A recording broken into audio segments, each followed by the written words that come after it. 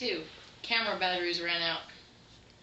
It must be borne in mind that the total daily intake must not exceed 500 calories if the best possible results are to be obtained. That the daily ration should contain 200 grams of 200 grams of fat-free protein and a very small amount of starch.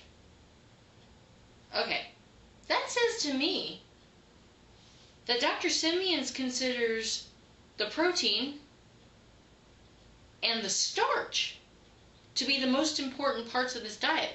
So if you're going to omit something, it should be a fruit or a vegetable. Wow. I've seen many people omit the starch. Matter of fact, personally, the starch would be the first thing to go. So I'd really like your suggestions on that. Okay.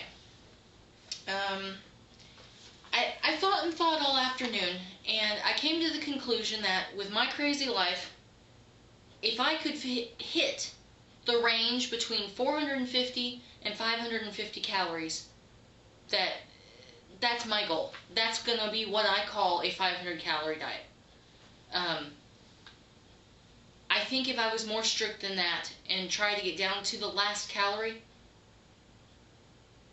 I think it would just add stress, and I just don't think that would be good. So, that being said, yesterday, last night, when I was adding up my calories and I was coming up over, I ended up with 571, and I hemmed and hawed and pulled the Melba toast out of my recipe, which I really thought was going to be necessary to bind it together. However, it turned out to work out okay, so hey, that was great. And I ended up with 551 calories. I'm okay with that. That was great. So what I made last night was German turkey, and I keep saying turkey, German chicken burgers, and sweet and sour German red cabbage. Oh, the cabbage was so good. You have to kind of like a vinegary taste, a sweet vinegary taste. It was excellent. And the chicken burgers were really good too. I will post the recipe for that. And I did take a picture. So I hope somebody else tries it, because it was very, very good. I was going to put some caraway seed in the burgers, but then I thought, no, that's really a seed, and that probably has minute amounts of fat in it, so I didn't. But if you're kind of open to it, you might put a little caraway seed in it. That'd make it a little bit more authentic German. Okay. Something else interesting about yesterday was I overcame my fear of baby oil. I really thought using baby oil or mineral oil would be the equivalent of rubbing vegetable oil on me. And I wanted to try, he says in pounds and inches, if you need something to moisturize yourself, use mineral oil. So I said, well, you know what? I got to give it a go, right? I'm going to do this by protocol. I'm going to try it. So I bought some baby oil, and I tried it. And I like it just fine. And it didn't even make me break out. I was so shocked that my face did not break out. Of course, I've only used it twice so far, but hey, 2 thumbs up from me. Give it a try. See if you like it. A lot of lotions and moisturizers are made with mineral oil anyway. The other thing I'm doing is the crystal deodorant, except instead of a rock, surprise, surprise, I thought I was getting a chunk of crystal. I ended up getting a roll-on, and it works great. I do have to kind of walk around and let my underarms air out, because I guess it doesn't have any alcohol in it, so it doesn't dry right away. Your underarms are wet for a minute or two, but I found that if I put it on immediately after I get out of the shower, I'm wet anyway. I had no problem with it so far. So I'm pretty impressed with my new chemical-free products. That's pretty clean.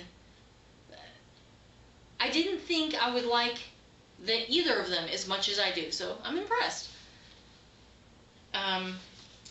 Another challenge I've had is coffee. Allowed coffee, tea, and water. Well, I can't stand tea, so that's out. And I'm one of those, make my coffee really creamy. Don't care about sugar, sweetener, whatever. Make it really creamy. So like a third milk or a quarter cream in my coffee is my normal way of doing it. Not that I'm a big coffee drinker, but I like it well enough. And I was really hoping I could adapt to sweetened coffee. I don't know. I found out that I could make exactly 2 of my little coffee cups of coffee by using 1 bottle of water, one of those 16.9 ounce bottles of water, and I was adding my 1 tablespoon of milk to the entire pot, which is only 2 little cups. It might as well not have any in it at all. I don't know if I can go down. I guess tomorrow I'll try just 1 cup of coffee and put the whole tablespoon of milk in it, but I don't think it's going to be enough. I'm pretty sad about that, but I don't know what else to do. Actually, I just had an idea occur to me. Wow. I'm coming from a low-carb diet, and one of my favorite authors, Dana Carpenter, makes a smoothie out of cottage cheese. And you think, first thing you think is, oh, that's gross. But actually, it's really good. And I'm wondering if I do a cottage cheese lunch, because that's allowed, if I saved a quarter of my cottage cheese to blend up really well and maybe add a little water to it to make it milky, I wonder if I could use that as creamer in my coffee. I'm going to have to try that. I've been racking my brains for a week now trying to come up with anything that was creamy. I'm going to have to try that. I'll let you know. I don't have any cottage cheese in the house. It might be a while, but I'm going to try that. I have been using the vanilla cream stevia drops, the Sweet Leaf brand. I got up to 12 drops. This is 5 to 8 in a beverage on the back of the bottle. Guys, I don't taste any vanilla. I've tried cocoa in it. It was too bitter. I've tried cinnamon in it. That helped a little bit. There is some natural sweetness in cinnamon. But, wow. It's dark coffee. It's like the difference between dark chocolate and milk chocolate. Or chocolate delight made with equal parts of cocoa and coconut oil, and another batch made with half the cocoa. I can't do the full batch either. So I'm going to try that cottage cheese. Now that I'm thinking about it, it might be good in chocolate delight too. Anyway, I'll get back to you on that one. Okay, how I felt. I will admit, I had some hard times yesterday. In the morning, I felt great. Matter of fact, I didn't eat lunch until 3 o'clock in the afternoon. Between lunch and dinner, and I was making this recipe, so dinner took a long time to make. Normally we eat more closer to 7 o'clock, but it was like just past 8 o'clock when we ate dinner last night. I'll admit, I was starving by the time dinner came. I was really hungry.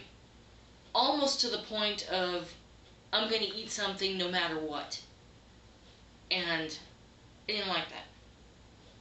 Then after dinner, I had a shower. I felt wonderful. And hunger crept in a little here, and then it'd go away for a little.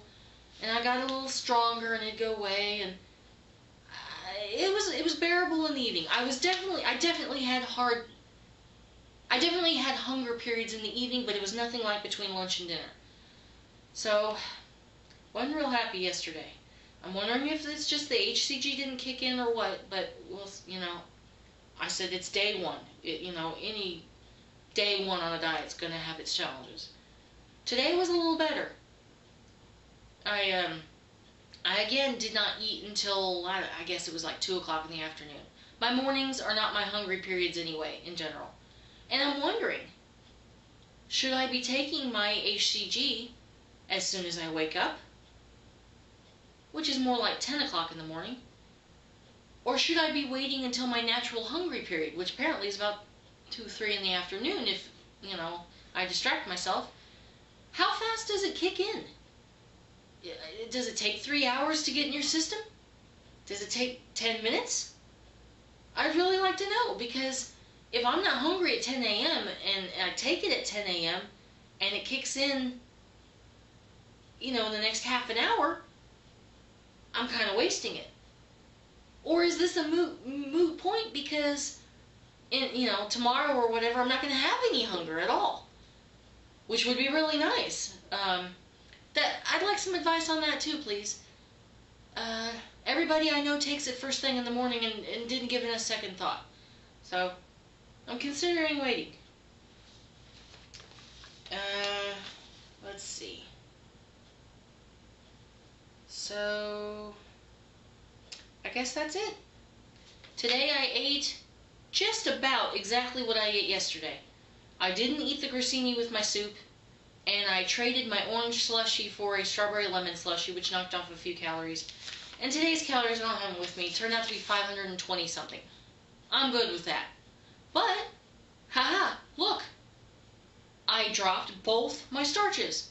Second day on the program, and one of the things he considers to be the most important, according to that one quote, I omitted 3 out of my 4 meals. So, don't know what to say about that. I did eat onion and cabbage, which are higher calorie, not by much, but higher calorie than lettuce or cucumbers or celery. So maybe on a day where I eat lower calorie, but I'm still 20 something calories over, so I don't know. I don't think there will ever be a day where I will eat under 500 calories. Going by what you're supposed to eat, and I don't eat all that much vegetable. So, that's going to be my challenge, I guess. Trying to figure out what I can eat that, pretty much comes out to as close to 500 calories as I can manage. So, give me your wisdom. I would love to hear everybody's thoughts. So, anyway, a lot of serious conversation, but today was pretty good. I was very happy with my loss this morning. I can't believe my loading weight is gone. So, I'm so excited. And I'm going to go get on writing those recipes out and posting my pictures and this vlog. I hope everybody has a wonderful evening and a wonderful morning, and I hope nobody is hungry tomorrow. Cheers.